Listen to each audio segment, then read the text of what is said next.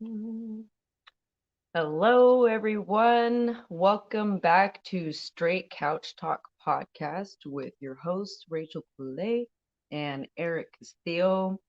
And today we are going to be talking about vulnerability and giving key pointers in vulnerability in relationships and the importance of having that vulnerability, especially when building a intimate relationship and a bond and growing forward. So I have some stuff put together for us that I'm going to read, and we'll be going back and forth between some things that I have here and yeah, we'll just go on there. So at the beginning of new relationships, there's a lot that we have to go through to learn about each other.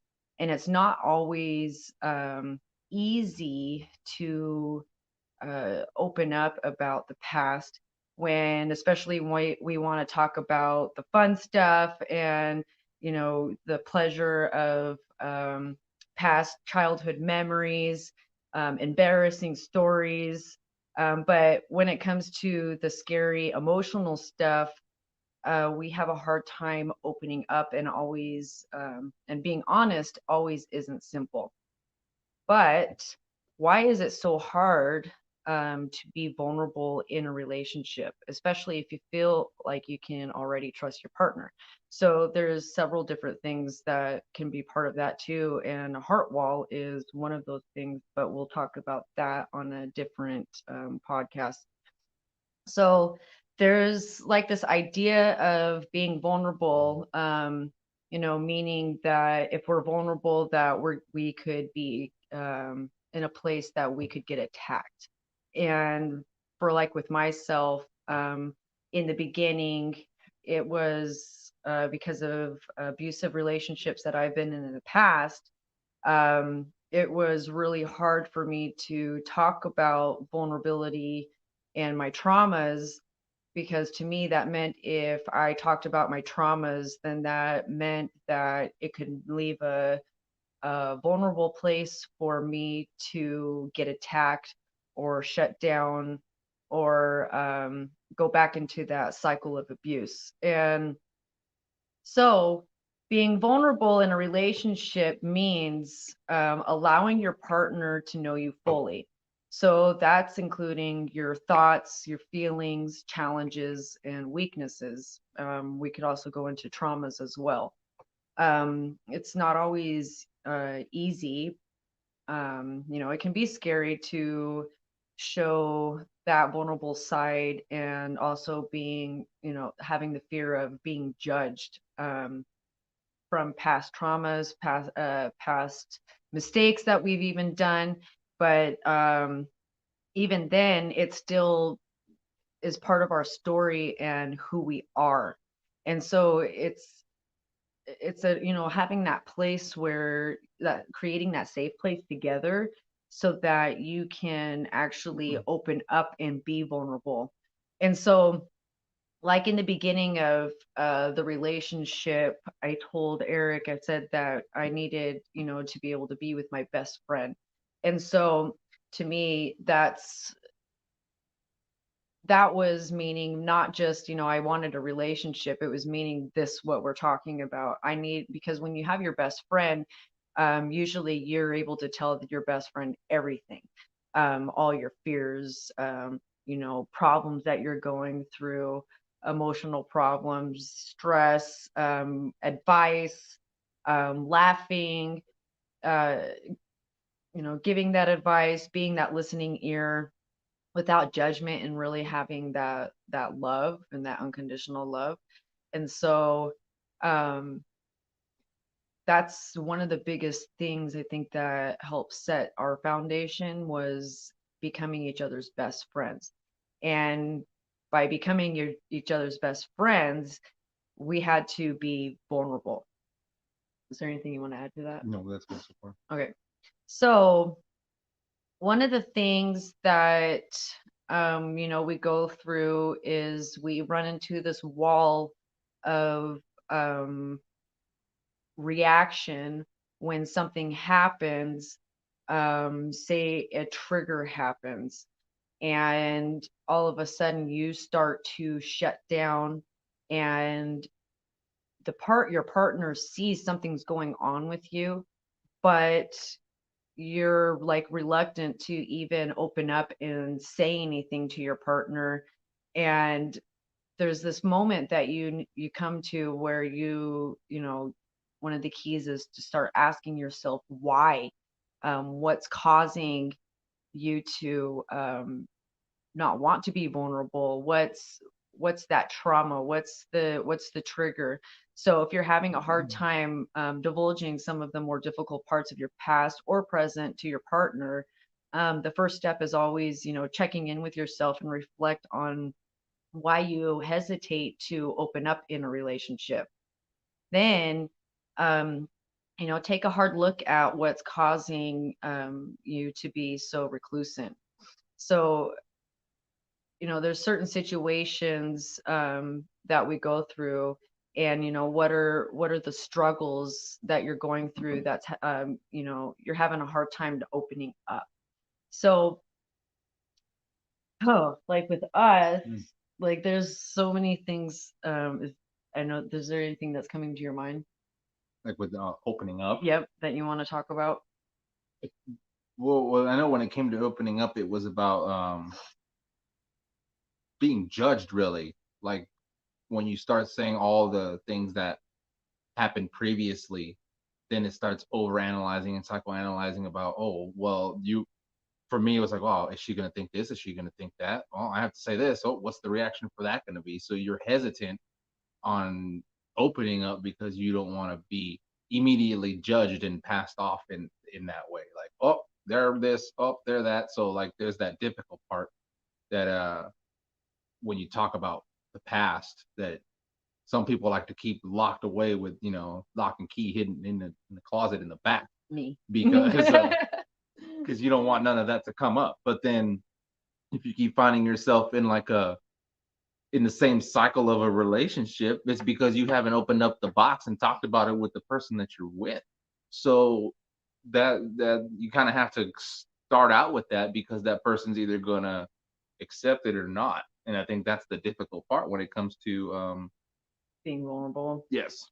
Well, not only that too, because that's where it opens up in a whole nother podcast too to talk about, but I'll talk about it briefly, is that when you go into a new relationship, it takes time. So that's the other thing, is that being vulnerable, it does take time, and it's not something that, you're going to just do overnight.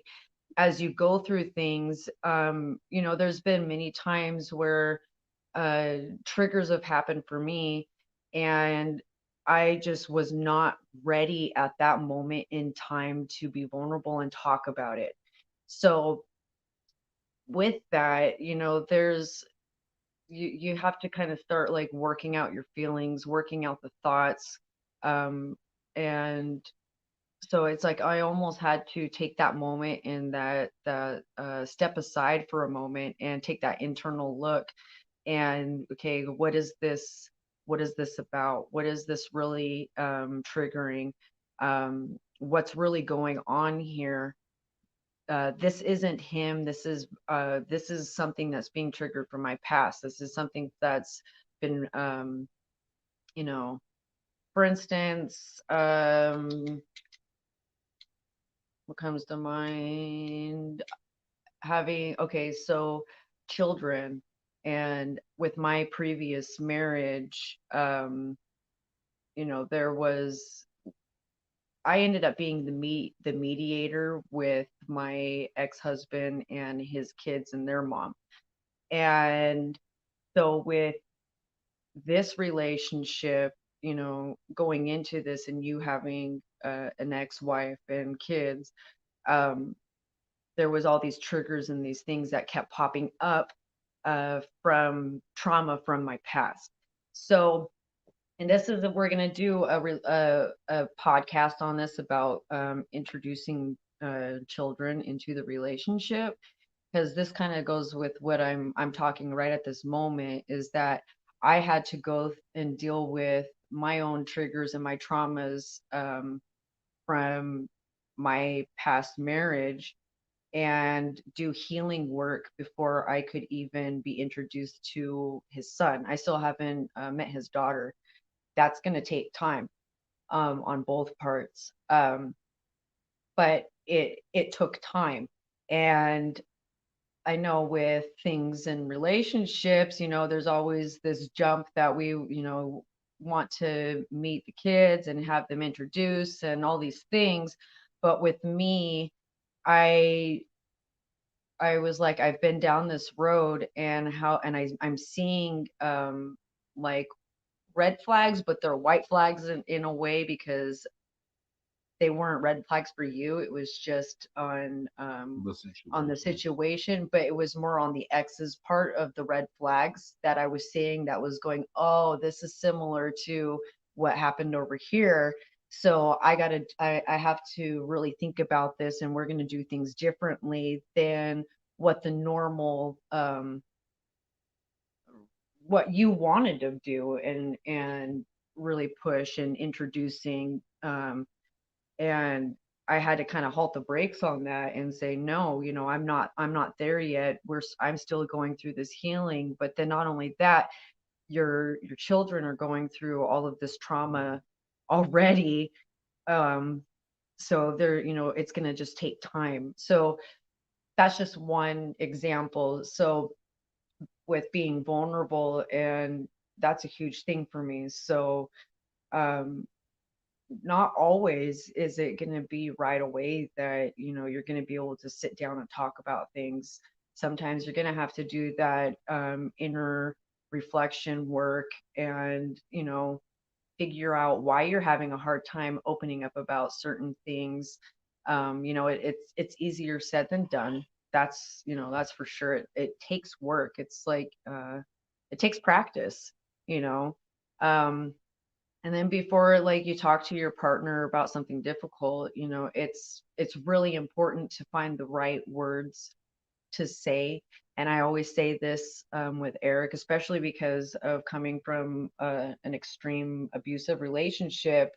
Um, and being as strong as I am, I wasn't going to take it. So there was if you were going to put me down, or if you were going to do something or talk, there was always this battle. And I speak with truth and harsh truth. So it was like I would just speak and not even filter my words, because I was just going to shut you down and put you in your place. So I had to, there's been times when we go into, communicating about certain things, where I take, like, kind of like how I'm talking right now, I take these moments and I take these pauses to really think about what I'm saying before I speak. That way I tell them, because I don't want to ever say something I can't take back. And so that's a huge thing, is being able to really take that inner reflection, and be mindful of your words, and respectful, and speaking in a way that you're not, putting the person down, so you can both be vulnerable to be able to talk about your feelings, and not get in this like battle of, I want to be heard, so I want to be heard, and nobody's hearing each other, so now we're over talking each other, now we're arguing, now we're fighting, now we don't even know what we are arguing about. And I've been down that road so many times. So, and so have you. So it's like we don't want to go down that anymore. And so it's like you really have to take that look, and take that self-reflection, and you know learn your own language of how to speak to each other, and what's that love language. And we can do another podcast about that, about the different love languages, that there is of communication, because we've had to learn that, for each other too. Hmm. Is there anything you want to add to Mm, that? that's a good one. um, so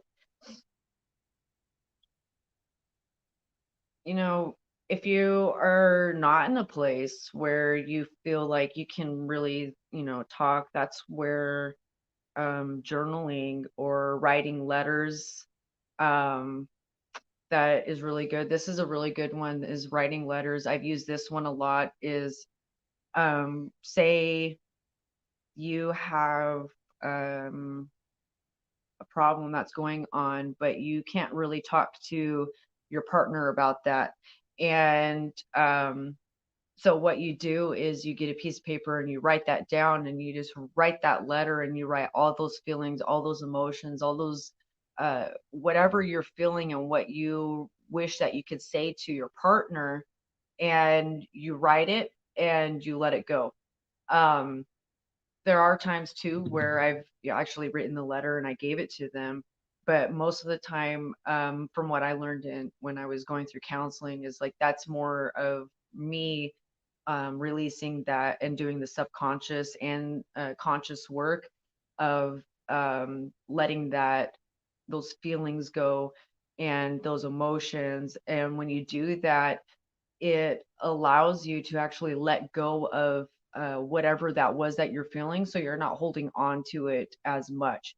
And so then you actually feel like you talk to the person about those problems, and then when it comes to actually dealing with that person, then there's this like sense of peace that you told them. And on, if you want to go on an energetic level, you really did, because you still, by writing it, you spoke energetically to that person's spirit.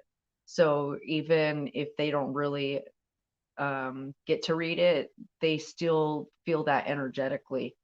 um then also, there's coaching and counselors, to go and seek help. I've had to do that. Eric's done that. There's no shame in seeking that counseling and that outside help, to try to save your marriage or save your relationship or work on your relationship, especially if,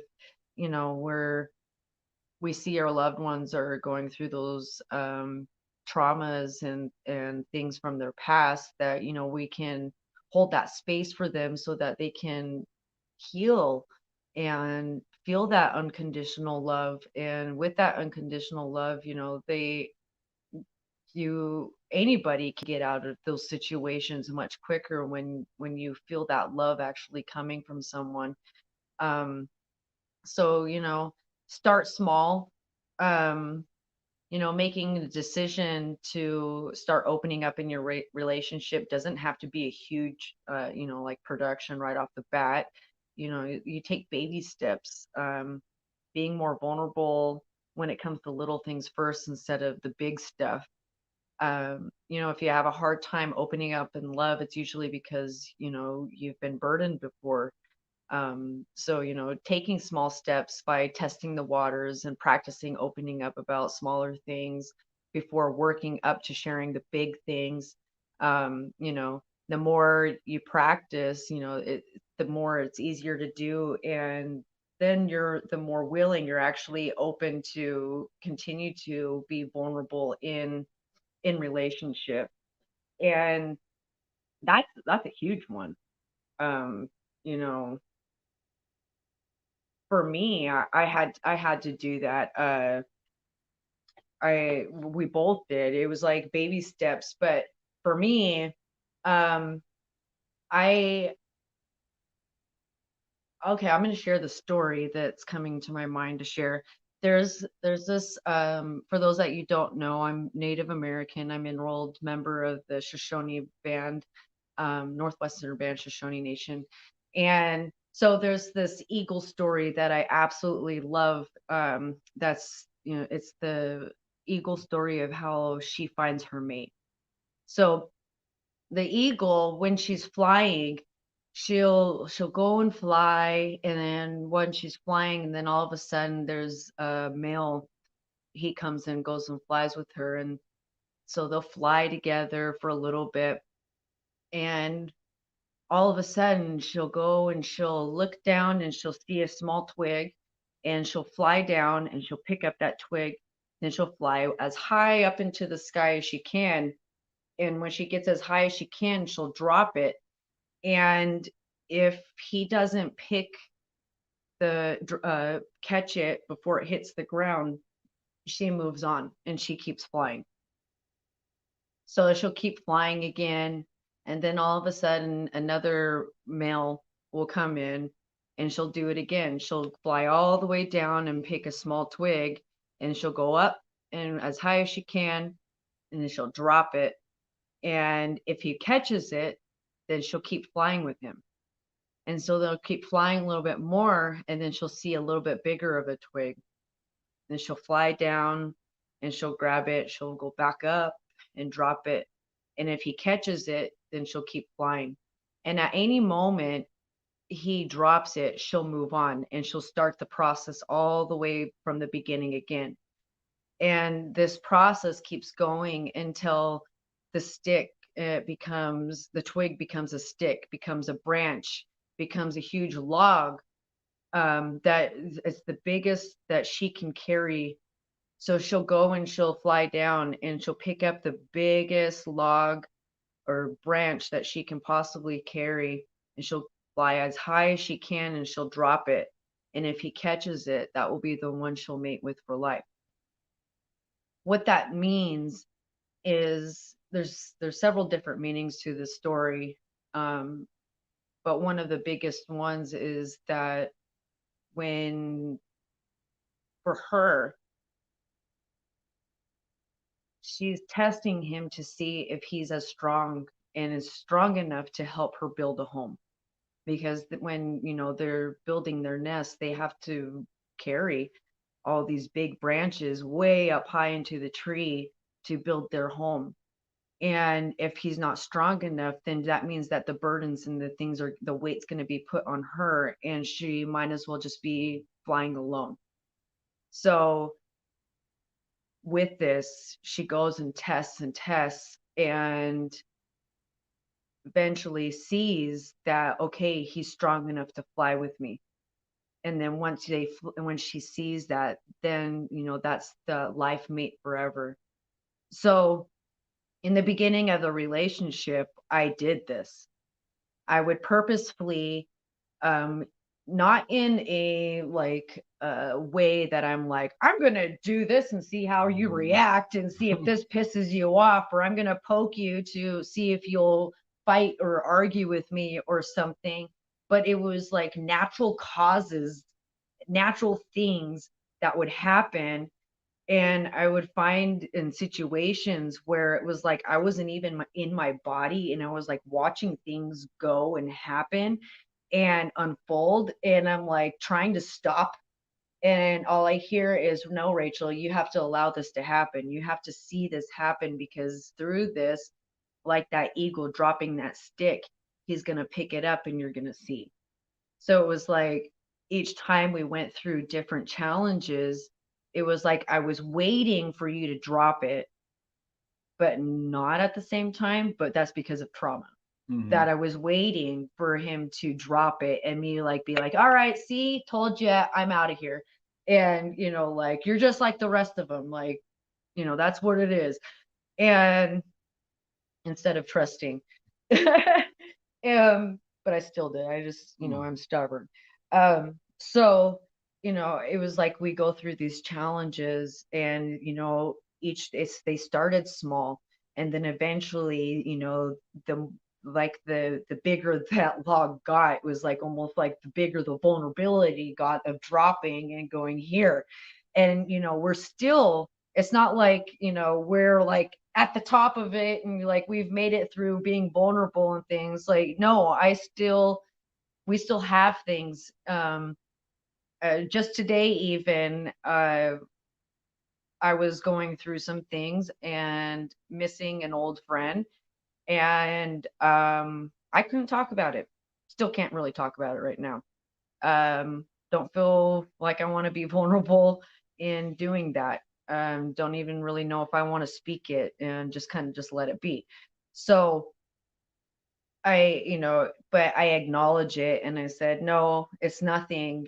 Finally, it took him a couple times of asking what's going on for me to just finally be like, I just miss an old friend. And it was like, okay. And I didn't get any backlash. I didn't get any like, well, why aren't you telling me who it is or who is this or blah blah blah, and like, arguing. He gave me that respect and that space, and just like, okay, like, and I just told him, I'll be okay. Like I'll get through it. So that's the other thing is, when practicing being vulnerable, it's really easy to answer and say, I'm fine. And instead, you got to practice in being honest with someone when they're asking you how you're doing and if you're okay, and not lying and saying, I'm okay, I'm fine, and suppressing it. Um, I work on that because I'm not an open, well, I am an open book now, but I wasn't before. And nope, I did not share anything with anybody. My life was very private. And that's why a lot of people don't know all the things that I'm talking about now. They're like, wait, what happened to you? I had no idea. Well, it's because I kept it quiet and I kept my mouth shut. And I didn't want any drama or anything like that. But then at the same time, um, it gave me all this experience to where I am right now. So that, so that's another key is practice being vulnerable.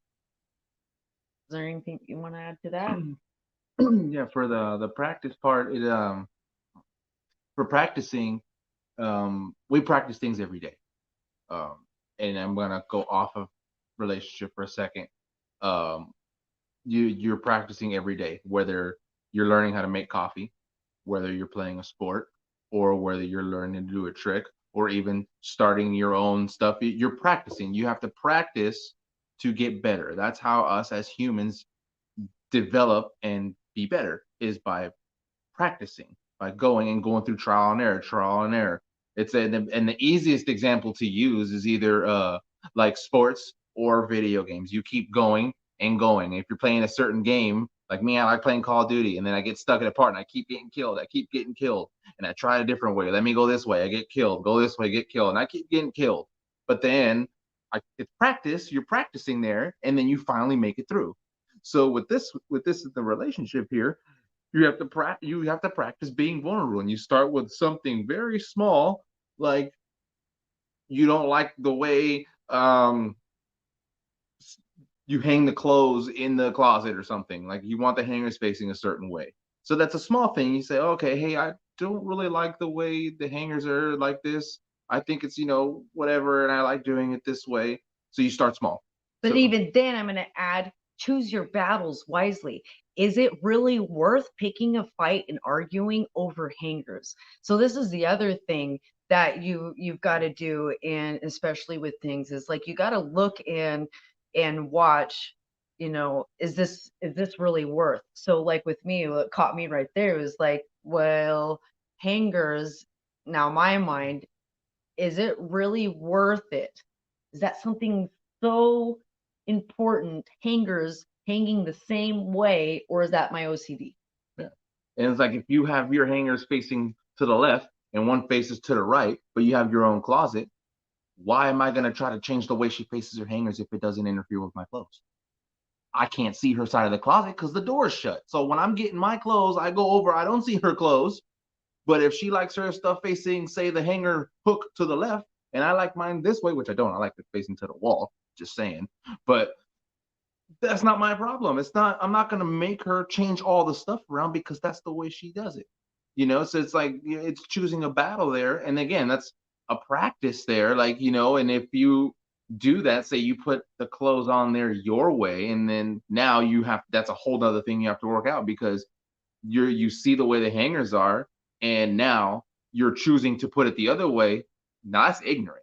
It's ignorant and negligence because you can't say you didn't see because you already saw, because when you look at them, you have one facing this way and then all the others facing that way. So no, like that's not, now that's a whole different thing of arguing and stuff, which doesn't even need to happen. Just put the hanger the right way and then that's it. Their way, her way. Did you have trauma with hangers in the past? Only in the army. Everything had to face to the wall, and Well, it had to that's how be I was and it had to trained. be 2 finger space in between each thing. And if everything was in the closet and you ran out of space, it goes in the drawer because it was no more space in the closet. That's how that ran out of space, drawer. And if there was no room in the drawer, duffel bag, and that's it. Oh my God. Anything you want to add? Safe. Safe. Oh my goodness. Cracking me up. Oh, jeez. All right. So that was the other one. Practice being vulnerable. So the next one is being honest with your partner about your struggles. So this one, everyone opens up at their own pace, and it's okay if it takes a little bit more time than others. But it still is, important to communicate your fears and your worries, even communicating that you have fears and worries about opening up and communicating why you have fears and why you have those worries in opening up in a relationship, because that even can help too, because then you can help communicate and how to hold that space for each other. And don't be hard on yourself, um, when you're talking to your partner about your feelings, or even sharing that you have a hard time opening up. And it's okay, to communicate that you may need extra time before you can open up in that area of communication. um there's if there's something that your partner can do to help you feel more safe in the relationship, that's another thing that can help you open up, and by letting them know. So there's been many times where I think I hear with you is you're always asking, when I'm going through something like today, you asked me, is there something that you could do for me? Even though I didn't want to talk about it, you still asked if there was something that you could do for me, and you created a safe space for me to open up if I wanted to, and you left that open. And it wasn't pressing. It would just pop in my head. Like the first time you look, I told her she was looking like glum and down. I'll be fine. In my brain, I was like, yeah, oh fuck, no, you're not fine. Like that was my first thought. I was like, yeah, oh freaking okay, you're fine. All right. Yeah, I did what I said not to do earlier. So I kind of just like, okay, but I didn't go seeking for it. I didn't keep it on the front of my head like I'm gonna ask her again in 10 minutes, 15 minutes. No, I was like, all right. Yeah, I stood there for a sec, didn't say nothing because sometimes she'll come out with it and say whatever's going on, and then I was like, nope, okay, I let it be. And then I don't know how much time passed, and then it just popped in my head. It just hit me, just like boop. It hit me, and then I asked again, and a little bit more, but nothing. And then the third time finally was the one that did it. Did we freeze? Nope. There we go. Oh. But like I was saying, on the second time, it was a little bit more, not so much. I waited and I just let it be. I was like, okay, chipped away some more. Cool. I'll engage with it later when it comes back up again. Not me sitting there holding on to it like, oh, I'm gonna ask again, I'm gonna ask again, I'm gonna ask again. I was doing basically what the army trained me to do: watching body language, watching the way she walks, watching her posture, the way she's standing, her face, the way she's grabbing things. And then it was like, oh, ask her again. And that's what she said. I'm missing an old friend. Okay, cool. Now, if she wants to tell me more, she'll tell me more. She already told me what's bothering her. Now it's not my job or my responsibility to get all the information from why. Now it's up to her to tell me if she wants to what it is. But now I know what it is, and I know that like maybe it's not me, and that maybe it was something I didn't know. So now it's like it's crossing stuff off. Like okay, it wasn't me. It's not nothing that happened today. There was no situation. It's just literally missing a friend. All right, cool. If she wants to tell me what she can tell me. If she can work through it, cool. If not, talk to me. And that's what I was doing. And then over time, she got over a little bit, and seems okay now. And if it comes up again or if she talks about it to me, cool. If not, then it's not a big deal. I'm not gonna hold it to the fire and be like, hey, you told me this and I want to know.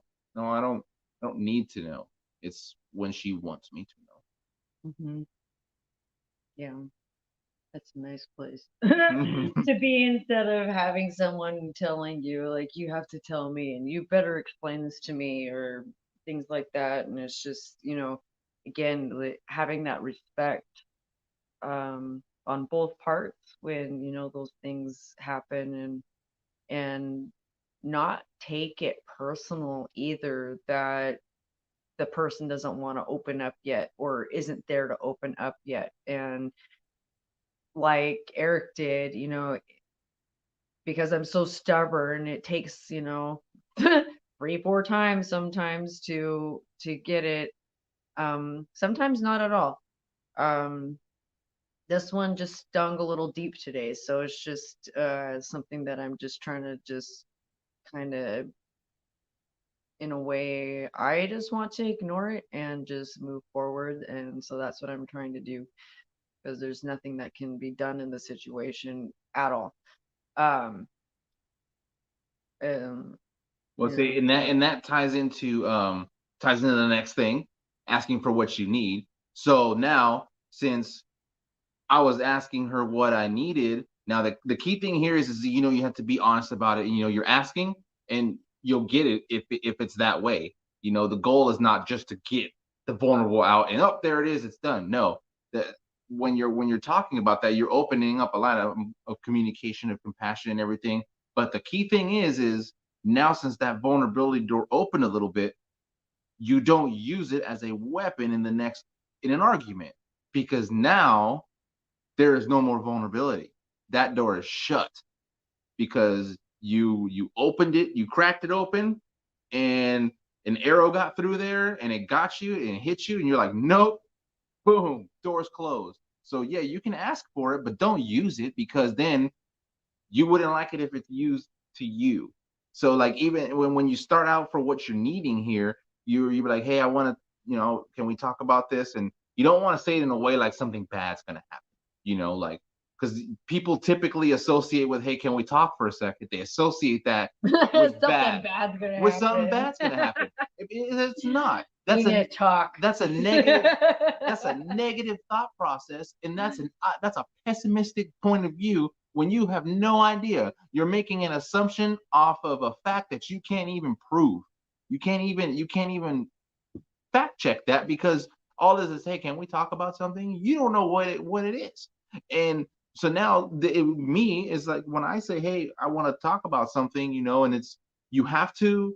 I'm not gonna say you have to. I mean, it's good to follow with. This is hard for me to talk about, so just bear with me, or just Be I patient with really me. I really just want you to listen and I don't want you to say anything. It's not wrong to say that. It's not wrong to say I just need you to listen. I actually told it to one of my old soldiers who called me a couple nights ago. He went through a lot of trauma in combat and he has a girlfriend and he was not sure how to talk about it. And I told him to try with something small. And if he didn't want her to talk, it's okay for him to say, hey, I'm going to tell you something that's kind of difficult and bothering me. And I really would appreciate if you don't interrupt and just let me talk and let me tell my story and let me finish. And if you don't want anything in return, you don't have to say, and I don't want to, and you can even say, I don't want you to say anything. I just want you to listen. That's all I want you to do. I don't want any responses. I don't want nothing. I just want to get this off my chest because it's bothering me. It's aching me, and I just need you to listen. And then afterwards, just hug me or hold me or something. Don't even say anything. And if you have a partner that values you and respects you, do that. They won't try to be like, oh, well, I think, or no. Now, if you ask a question, expect an answer because you're asking for what you need. You're gonna get a response back because you asked that question. But if you're just laying out a story and you don't want anything, it's okay. It's perfectly fine. Here's another tool that just came up to my mind that we use traditionally too is the talking stick. So um, I've had couples use this before.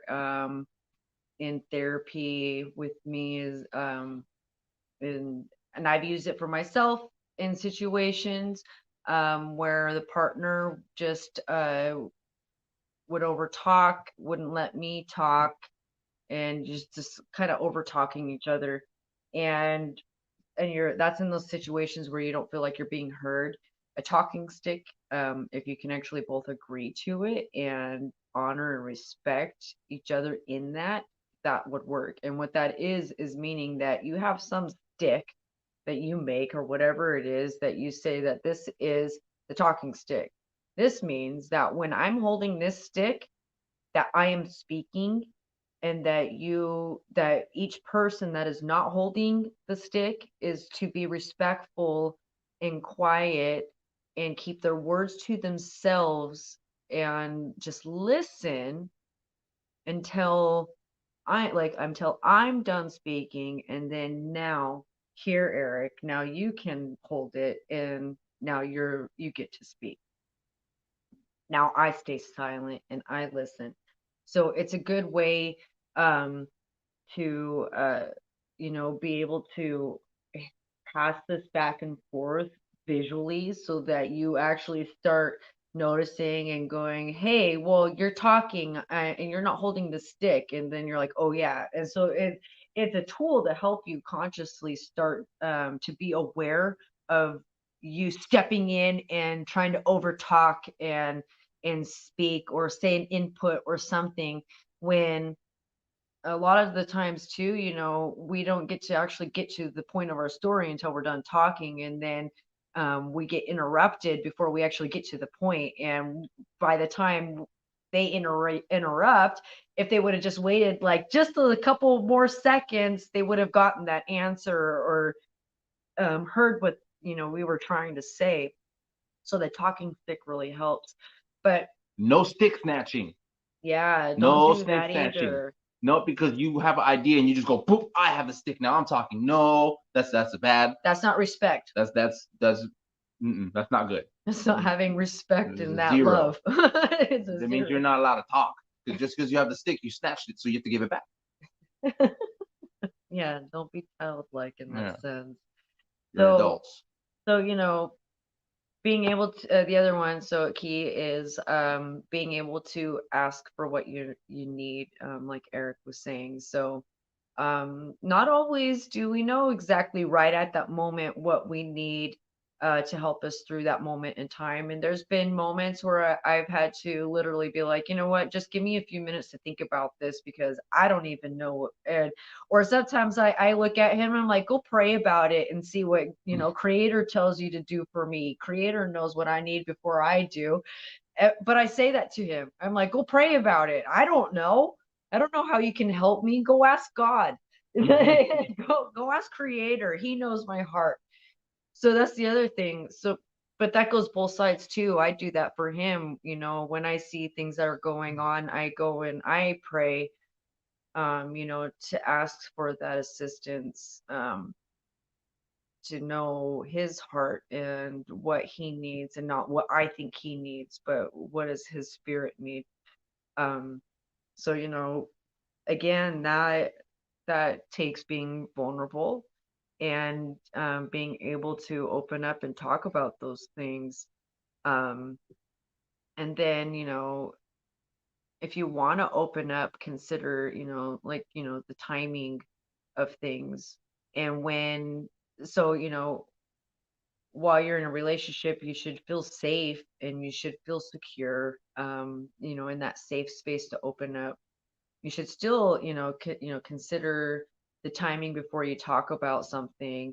Like, is it really a good time while the children are sitting right here to be talking about certain topics and discussions? Or being in public, is that the right time to be talking about certain things? uh so it's like, or even like when you're talking loud about your emotional process, and how important it is. So you want to feel emotionally safe with them.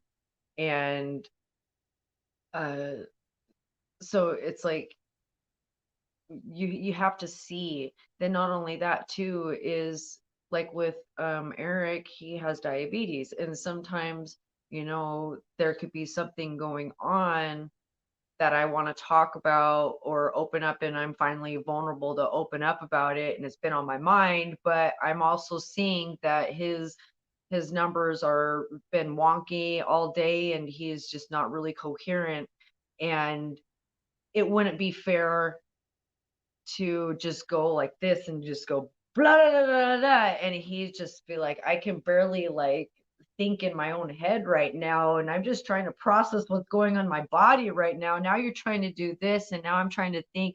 Now it just causes more pain, and That I'm actually happened. yeah. It happened in the room. My numbers were all over the place. Nothing. I wasn't eating crazy. I wasn't doing nothing. It was just all over. Insulin didn't want to take, or it wanted to react, kick in later than it was, and it wasn't even really late. I think it was like 9:30 or something. And she was trying to tell me about stuff for the wedding and stuff, and then I ended up falling asleep. I wasn't even tired. It just drained, and I fell asleep. I remember part of what she said, and I remember talking, but she didn't attack me right when we got up in the morning, say you fell asleep and started getting on me. She asked me if I remembered what she was talking about the night before. And I remembered some of the stuff, not all of it. And not gonna lie, I'm like, yeah, I remember everything. You're this, and kind of tap dance. I know. I said I don't remember all of it. I remember up to maybe something about this. Can't remember what it was now, but I can't either, but I started kind of laughing, and you're like, what? And I'm like, well, you fell asleep. And now you're like, what? I didn't And even remember. but I was just talking, and I didn't hear anything. And I was like, babe. And then I looked down, and you're just like out. And I was just like, okay, like we'll just talk about this, later on a different time. But like you said, like I could have easily gotten mad at you and then held a grudge. There's several things I could have held a grudge. I could have woke him up and yelled at him and said, what the hell, like I'm talking to you about a wedding. You must not think about the weddings that important because you fell asleep in the middle of me showing you stuff. Like I could have taken it that route. That's silly. Um, there's so many different scenarios. I could have stewed it over it all night long, and then the first thing in the morning, like wake up and have an argument with him, and that's how we start our day, is arguing over him falling asleep because his numbers were really high and he couldn't control it. And but I sat there and I'm like, all right, he's out. Like I can be patient, and talk about this on a different time. And there's been, several times that we've done that, where it just wasn't the right time, or something happened and you're just like, okay, we'll just, Revisit it, and revisit it. we'll try it again. And it's not to no one's fault. It's just something happens, or it's just maybe it's not at the moment, and it's just and since I go to school and do homework, it wouldn't be wise for her to try to talk about something while I'm in the middle of homework or taking a test.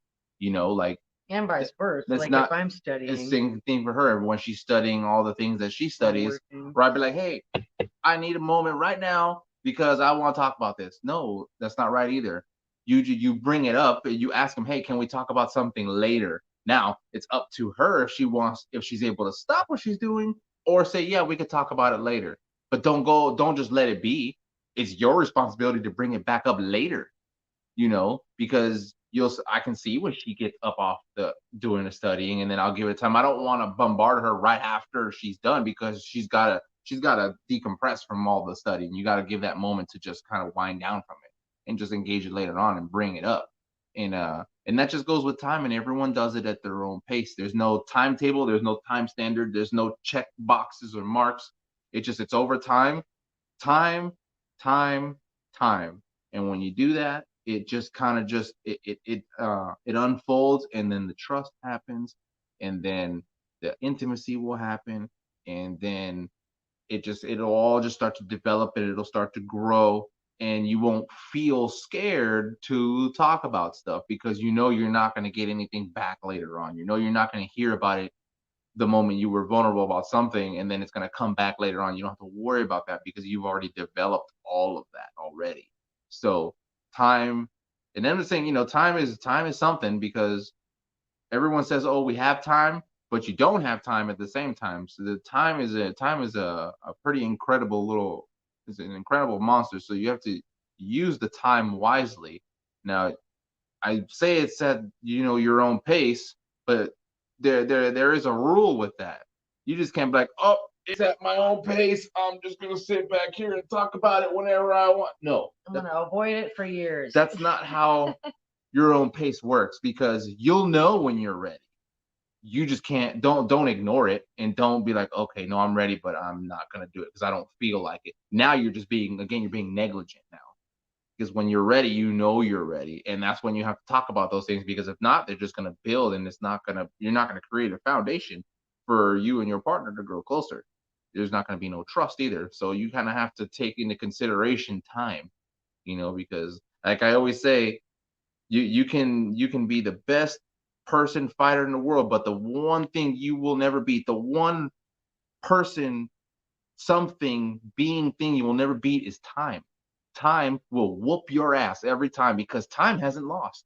Time is undefeated. You know, look at time, just it just knocks people down left and right all the time. Time just it kicks ass and takes names. Jeez. Jeez. So use your time wisely. It's at your own pace, but be wise with it. Good. Hmm.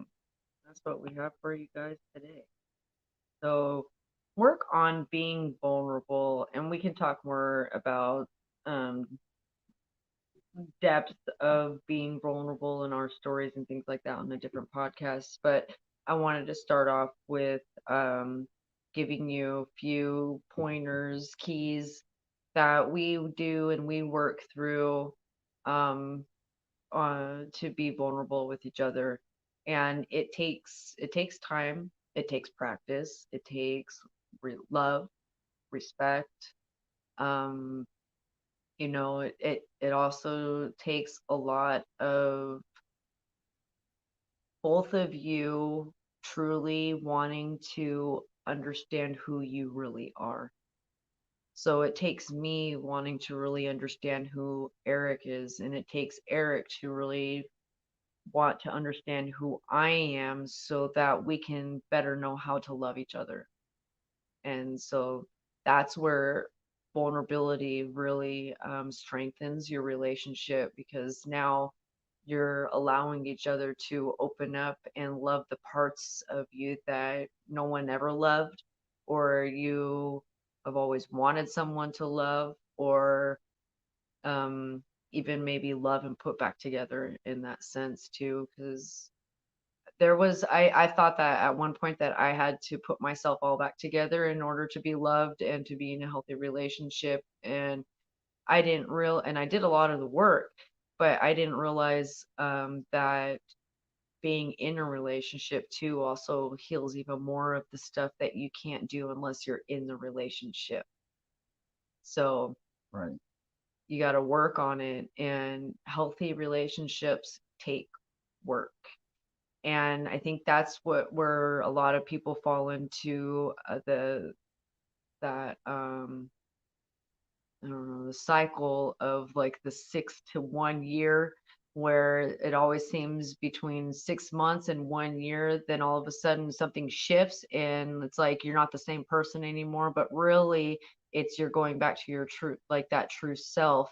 And it's almost like sometimes, like a lot of us out in here in the world, we try to put on this front and be this person to please this partner, but then down the road it bites you in the butt because you can't fake being that person anymore that you led that person to believe that you were in the beginning. So now it's like you have to keep this rouge of this lie of either like who you made him believe that you were in the beginning versus now your true stuff coming out. And then that's when a lot of abuse starts happening in relationships. That's what happened in my past relationships. It was always between that six month to a year that it was like, oh, I got you. All right, now I can be my true self. And it was like, wait, who? That's not the same person that you were like 6 months ago. Like, or, that's not the person I married. Like, that happened too. It was like all of a sudden a new person came out after my previous marriage. And it was like, wait, like now I can be my true self because you can't leave me. Like, you're stuck with me. You're married to me. So, it's like, so, opening up those things, working on those things, it's really key and important to having healthy relationships. And we are out of time, so we will see you on the Mhm. other side. Yeah, and just remember, we are not licensed therapists, doctors, or psychiatrists or family counselors. We're just talking about our experiences through our relationships. This isn't a first time blissful relationship. If this is your first time relationship, good, listen, take the notes so that way you don't have to go through the stuff we went through. We speak through this through experience because we can. We don't have to, but we can. So we're able to share our experiences with you guys because we've been down and around the block. You've heard that saying before. I've been around the block. Well, we done been around the block and then some. So we're sharing this to help you guys out. That's all I got. And one other thing too is that these relationships you can apply to all relationships. It's not just with an intimate partner. Mm-hmm. I mean, you can apply this to your family, to coworkers, your best friends, your friends, other people in your life. Yep. So, with that, you guys have a wonderful night or day if you're on the other side of the world watching, and we will see you later on this week. Have a good day.